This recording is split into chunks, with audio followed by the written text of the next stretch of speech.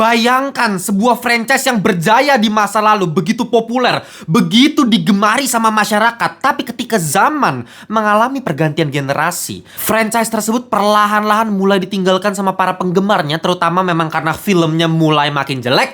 Dan memang sekarang Gen Z lah yang menguasai populasi yang ada di dunia ini. Ya, Alien. Ini sebuah franchise science fiction horror yang merevolusi dunia perfilman pada masanya, men.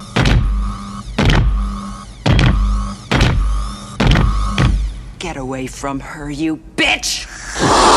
Dengan film-film yang dibuat sama sutradara kelas tier S semua. Lu bayangin aja, film pertamanya dibuat sama Ridley Scott, film keduanya dibuat sama James Cameron, film ketiganya dibuat sama David Fincher, bahkan film keempatnya ditulis sama Joss Whedon ya. Tapi di masa sekarang, terutama di Indonesia, dan kalian tahu sendiri penonton Indonesia seperti apa, itu pasti dikit banget, cuma segelintir yang ngikutin franchise Alien ini dari zaman dulu. Ya apalagi sekarang memang penonton Indonesia itu kebanyakan Gen Z, dan para pecinta filmnya pun udah berubah nih selera masyarakatnya. Dan kalian tahu sendiri dari dulu Indonesia memang sukanya yang grounded aja, yang berdasarkan kisah nyata, yang ngomongin religi, horor-horor yang tipe seperti itu. Berbeda sekali dengan franchise Alien yang ngomongin fantasi sekali, yang ngomongin science fiction. Itu emang kurang masuk ya di Indonesia ya. Tapi gue pengen buat kalian yang belum pernah nonton film Alien sebelumnya, at least coba nonton film Alien Romulus yang satu ini. Karena ya tanpa kalian nonton film-film Alien sebelumnya, tenang aja kalian udah bisa nonton film ini, karena memang secara cerita tuh stand alone, berdiri sendiri tanpa harus ngikutin film sequelnya atau film prequelnya. Dan gue jamin seketika kalian akan langsung ketagihan sama franchise Alien ini,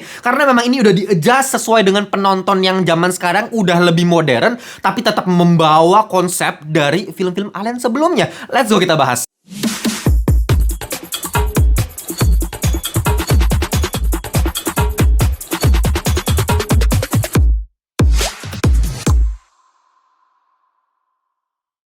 Welcome back to Ngelantur Indonesia, Skui Nonton Skip Belon. Jangan lupa kalian semua bersama host kalian, Timothy Vidialo. Kita masuk di segmen review. Dan selalu gue ingatkan, review dari Ngelantur selalu non-spoiler ya. Jangan lupa juga yang belum join grup Telegram, linknya udah gue taruh di description box. Tinggal diklik, langsung bergabung sama 3 ribuan Ngelantur Korps yang lain. Kita bisa ngobrolin seputar perfilman, TV series, anime, atau hal apapun seputar pop culture. Oke, langsung aja kita masuk ke film berjudul Alien Romulus. 3, 2, 1.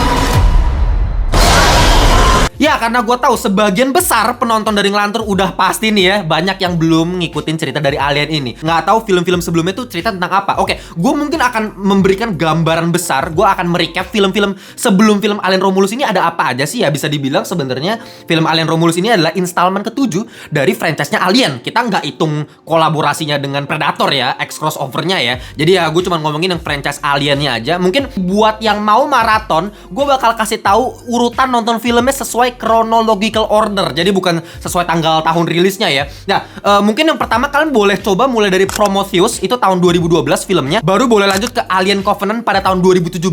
Baru ke film pertamanya yang dirilis itu Alien tahun 1979. Selanjutnya Aliens tahun 1986. Baru Alien 3 tahun 1992. Dan yang terakhir itu Alien Resurrection pada tahun 1997. Nah, secara timeline atau urutan waktunya, sebenarnya Alien Romulus ini mengambil latar di antara Alien 1 dengan Alien kedua, alias Aliens yang buatannya James Cameron gitu. Nah, tapi balik lagi ya, buat kalian yang belum nonton film Alien 1 atau Alien 2, it's okay, langsung aja nonton Alien Romulus. Karena ini ceritanya beda, baru, karakternya juga baru, nggak perlu nonton film-film yang lain. Dan tentunya yang bikin gue suka sama film ini, karena memang meskipun secara konsep lagi-lagi ini ngomongin alien, science fiction, yang super duper fantasi, gue tau lah kebanyakan penonton Indonesia nggak suka yang terlalu ngadi-ngadi, maunya yang realistis-realistis aja. Sama, sebenarnya gue juga tipe penonton yang seperti itu. Tapi kenapa gue bisa suka sama film ini? Karena memang secara basic premis ceritanya itu tetap bisa dibuat relate sama penonton. Itu yang paling penting kan. Ya, film ini sebenarnya cuma pengen mengisahkan sekelompok anak muda yang pengen ngelihat matahari. That's it gitu. Sesimpel itu aja. Dan kita udah bisa merasakan perasaannya mereka ketika mereka diperbudak di sebuah planet bernama Jackson Star sama perusahaan Weyland Yutani gitu ya. Dan mereka pengen lihat matahari, sedangkan di planet Jackson Star ini mereka nggak bisa ngeliat matahari. Kehidupannya benar-benar nggak enak. Tapi pada suatu saat ada secercah harapan untuk mereka supaya bisa pindah planet, dimana diceritakan kalau mereka ini memang pengen pindah ke sebuah planet bernama Yvagra, yang memang di planet tersebut hidupnya lebih damai, ada matahari yang mereka bisa lihat. Tapi karena jarak planet Jackson Star di mana mereka tinggal ke Yvagra itu jaraknya 9 tahun, jadi ya mereka harus punya yang namanya kapsul kryogenik, dimana ya kapsul kalian tahu lah, masuk ke situ dibekukan, jadi mesin tersebut dapat menghentikan penuaan terhadap manusia. Nah, kebetulan banget nih sekelompok anak muda tersebut mendeteksi adanya kapal luar angkasa tanpa awak yang melayang-layang di orbita planet Jackson Star. Dan mereka bertujuan ke sana untuk mengambil kapsul kryogeniknya supaya mereka bisa pergi ke planet Yvagra demi melihat matahari. Ya, segampang itu sih sebenarnya premis ceritanya. Cuma ya kan namanya ini film horor ya, dimana ketika mereka datang ke stasiun luar angkasa yang mereka kira udah ditinggalkan selama bertahun-tahun tanpa awak, ternyata di dalamnya ada jeng jeng jeng, kena jackpot. Run. Nah, tapi karena gue sudah sangat memahami kalian semua, para penonton Indonesia yang selalu nontonnya film-film horor lokal yang udah dari awal jumpscare, jangan pikir film horor yang satu ini dari awal udah tense, udah suspense, udah banyak monster dan lain-lain gitu. Enggak, kalian harus butuh waktu. Ada build up ceritanya, ada pengembangan karakter, ada pengenalannya, dan itu membutuhkan waktu yang cukup lama untuk beradaptasi gitu. Karena memang ini kan cerita yang baru, out of nowhere, ya mungkin kalian yang gak ngikutin Alien dari lama bakal bingung, ini apaan sih? Ini planet apa? Ini sistemnya seperti apa? Kok ada kolonisasi? Ini pesawat apaan? Itu pasti bingung. Makanya build up cerita di film ini cukup lama, supaya kalian bisa pelan-pelan mengikuti franchise ini. Jadi buat kalian yang pengen nungguin bagian horornya, ya kalian harus sabar sampai pertengahan film, dimana ketegangan itu baru masuk. Tapi tenang aja, ketika ketegangan itu udah masuk, nah udah enak tuh, langsung bertubi-tubi dan makin intens sampai di bagian akhir gila banget dah. Tapi memang gue harus akuin ya, entah kenapa gue kesulitan beradaptasi di awal-awal film ini dengan build up ceritanya, dengan pengenalan karakternya. Gue nggak dapat dengan mudah suka sama karakternya,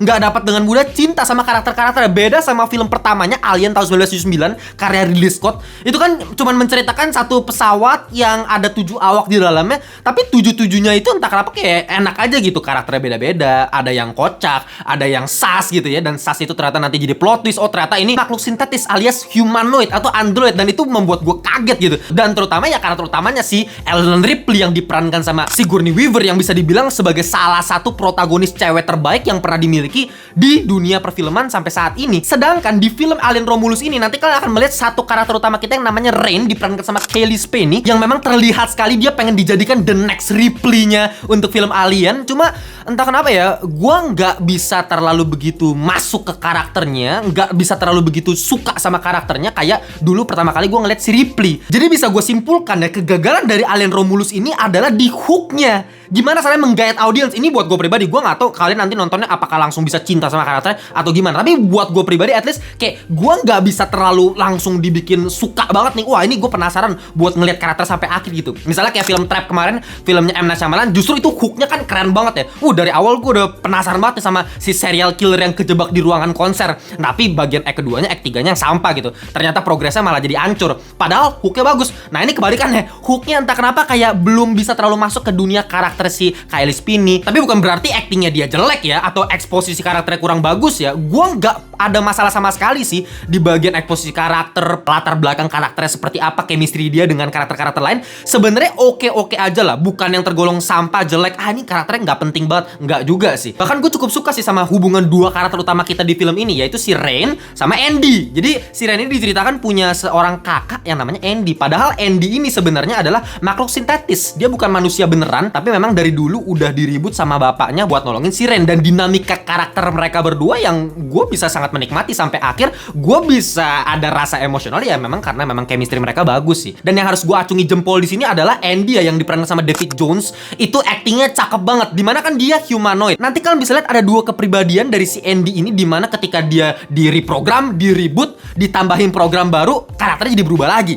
Dan karakter yang berubah itu sangat kontras dengan karakter dia yang sebelumnya. Jadi gue cukup impress ya sama si David Jones, dimana dia bisa memerankan dua pribadi yang sangat bertolak belakang. Dan secara eksposisi cerita pun cukup rapi gitu, nggak ada plot hole yang terlalu berarti. Selalu ada setup, dan setup ini nanti ada progresnya. Fungsinya apa nanti di bagian tertentu gitu. Oh, karakter ini punya latar belakang ini, ada fungsinya gitu. Oh, sistem pesawatnya ada anti gravitasinya, nanti ada fungsinya juga. Oh, ada karakter yang hamil, ada fungsinya juga. Jadi setup dan progresnya selalu enak sih. Cuma yang jadi masalah ya hooknya tadi. Coba aja dari awal hooknya itu udah buat gua penasaran sampai ngikutin sampai habis gitu. Ya makanya gua minta kalian sabar dulu deh untuk nonton film ini dari awal untuk memahami build up cerita seperti apa. Karena memang nanti ada payoff-nya di bagian tengah, dimana horor dari film ini super duper membagongkan cuy. Nah ini sekarang gue pengen masuk ke bagian positif dari filmnya, yaitu unsur horornya. Dimana kalau kalian yang udah ngikutin franchise Alien dari lama, kalian tahu makin lama ya film Alien itu makin action gitu ya. Ya terutama gara-gara film Aliens yang kedua sih, yang James Cameron, dimana emang itu style James Cameron banget. Lu udah nonton di Terminator seperti apa, di Avatar seperti apa. Nah tapi di sini si Fede Alvarez sebagai sutradara dari film Alien Romulus ini mencoba kembali ke film Alien yang pertama yang klasik 1979, Ridley Scott, dimana itu memang horor secara genre, bener-bener mengandalkan suspense, fasenya lebih lambat lagi, makhluk alien-aliennya tuh lebih jarang muncul tapi jadi lebih dibikin tegang gitu penontonnya. Nah tapi tenang aja, ini nggak cuma mengikuti yang pertama doang, tapi ada kombinasinya juga dari aliensnya si James Cameron, jadi tetap ada actionnya. Memang ini penggabungan yang luar biasa nyaman dari kedua film Alien yang bisa dibilang yang terbaik. Siapa yang bisa debat gitu, Alien 1, Alien 2, udah itu yang terbaik sih. Nah si Fede Alvarez ini mengaku terinspirasi dari kedua sutradara yang ngebuat Alien 1, Alien 2 ini, Ridley Scott sama James Cameron. Bahkan dia minta wejangan sama dua sutradara ini. Dan tentunya secara eksekusi di-elevate lagi dengan nuansa sentuhan yang lebih modern ala-ala Fede Alvarez. Kalau kalian tahu, Fede Alvarez itu udah pernah buat film Evil Dead yang reboot yang 2013 sama Don't Breathe gitu. Kalau kalian suka film-film itu, harusnya kalian bakal lebih suka lagi nanti nonton Alien Romulus. Gua jamin kalian akan langsung termanjakan dengan tracking shot ciri khas Fede Alvarez ketika dikejar-kejar sama facehugger nih makhluk ini. Wah, itu ngeri banget, kita seolah-olah juga ikut dikejar sama si facehuggernya gitu. Dan tentunya kalian juga akan melihat tembak-tembakan dengan xenomorph dengan suasana yang lagi anti-gravity. Jadi lagi mengambang di udara dan tembak-tembakan. Wah, itu kayak lagi main game sih. Sumpah seru banget. Dan justru entah kenapa yang buat gue lebih ngeri di film ini sebenarnya bukan xenomorphnya ya, bukan makhluknya, tapi darahnya. Karena kalau kalian tahu, darahnya xenomorph itu kan mengandung asam. Jadi kalau lu kena darahnya itu langsung nembus ke kulit lu gitu. Itu serem banget, ngeri banget. Lu bayangin kayak kalau ada cairan gitu yang lagi mengambang, lagi anti gravitasi, terus kayak lu harus ngelewatin ngedodge darah-darah itu anjir. Itu treatment horror baru yang pertama kali gue rasakan dibandingkan Alien sebelumnya, yang ini berhasil sekali gitu. Menurut gue kreatif banget ya. Ditambah lagi ya meskipun ini film PG-13 ya, tapi adegan ngilunya tuh banyak banget men. Meskipun tetap aja sih belum ada adegan yang bisa menyamai level kengerian yang ada di film Alien pertama, dimana chest burst, lu kalian tahu.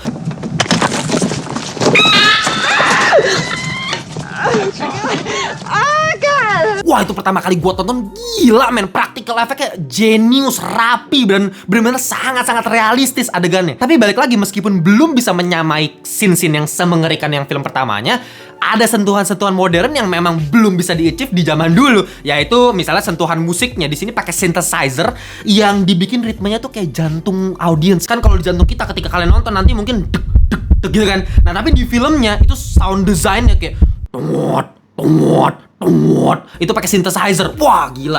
Science fictionnya berasa, horornya berasa juga. Dan tentunya secara visual, mau CGI-nya, practical effect-nya itu nggak berasa cuy. Semuanya memang kerasa real gitu. Aliennya pun dari lendir-lendirnya begitu menjijikan, imersif banget. Nah, makanya gue sangat-sangat merekomendasikan nonton di IMAX please ya. Kalau nonton film kayak gini nggak bisa nonton di TV biasa, laptop biasa, HP kagak bisa bos. Harus IMAX ya. Suaranya, sound design gila, scoring gila, visualnya pun mengagumkan. Tapi balik lagi, meskipun secara sentuhan ini lebih modern dibandingkan film-film klasik Alien yang dulu, cuma secara pattern cerita berasa ini mirip banget sih sama film pertamanya. Jadi entah kenapa ya pas gue nonton film ya kayak udah nggak ya terkejut lagi gitu. Ya biasa, be aja. Dari segi formula penceritaan tuh nggak ada yang beda sama film-film yang lain yang udah pernah kalian tonton. Karena gini, ketika kalian nonton Alien 1979, mungkin buat kalian Gen Z yang baru nonton tuh kayak ya udah biasa. Tapi ini yang pertama gitu loh, 1979 ini adalah pencetusnya, makanya gue bilang revolusioner banget kan. Dan banyak film lain mau horror kayak science fiction atau apapun itu yang mengikuti template-nya Alien 1979. Makanya gue bilang itu revolusioner sekali.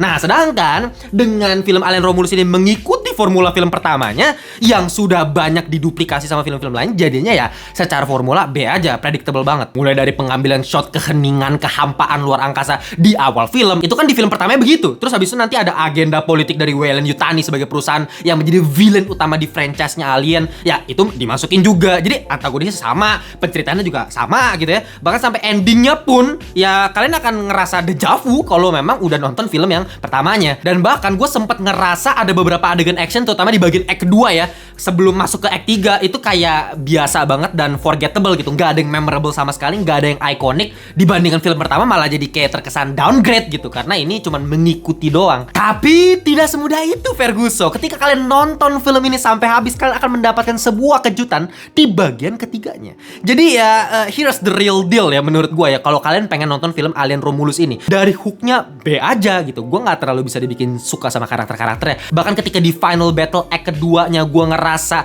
ini B aja filmnya, gue udah mau kasih final score ya. Gue kira udah mau selesai di film ini. Ternyata ada satu final boss yang disimpan yang menjadi kejutan, dan justru inilah yang menjadi game changer untuk film Alien Romulus ini, yang membuat gua sangat merekomendasikan film ini karena ketiganya. Kalau nggak ada ketiga, ini film sumpah B banget sih. Tapi ketiganya, damn, gua speechless. Itu super duper creepy. Makhluk yang terakhir, karakter desainnya harus standing applause sih buat yang ngedesain karakter yang ngeri banget, creepy mampus. Dan horror lokal memang harus belajar dari film Alien Romulus ini untuk membuat karakter se-creepy itu. Bahkan satu bioskop kemarin tuh pas gua nonton bareng tuh kayak semuanya pas ngelihat karakter itu tanpa musik dihilangin, kayak semuanya begitu. Wah, itu gila sih, men. Sayang aja sih ada satu scene di final battle-nya yang menurut gue sebenarnya secara suspense tuh luar biasa. Musiknya sempet dihilangin, terus tiba-tiba jump scare, dang gitu kan harusnya. Tapi ketika musik dihilangin, zrut, itu kan kita harusnya dibikin nahan napas gitu harusnya. Di belakang tuh ada cewek yang wah gitu, malah ketawa jadinya kita semua. Padahal itu momen lagi suspense mampus. Sayangnya itu aja sih, itu bener-bener ganggu pengalaman nonton sih, harusnya ngeri itu. Ya itu aja sih, tapi semoga kalian gak dapetin perasaan yang sama dan merasakan kengerian dari film Alien Romulus ini. Ya untuk final score, ya mungkin gue bakal kasih 8,5/10 alias cakep. Ini udah cakep banget. Dan apakah bisa dibilang ini film Alien terbaik? Belum sih, belum bisa sebagus yang pertama sama kedua buat gue. Tapi at least ini udah ngembaliin level yang mirip-mirip sama Alien-Alien yang dulu yang bagus-bagus punya. Tapi kalau harus jujur, apakah ini film horor terseram tahun ini? Menurut gua Longlegs sama The First Omen masih satu level di atas film Alien Romulus ini sih. Tapi kalau kalian pengen dapetin action yang lebih mantap, ya nonton ini aja. Oke, itu aja untuk review kali ini. Kita jumpa di video berikutnya. Bye-bye semuanya.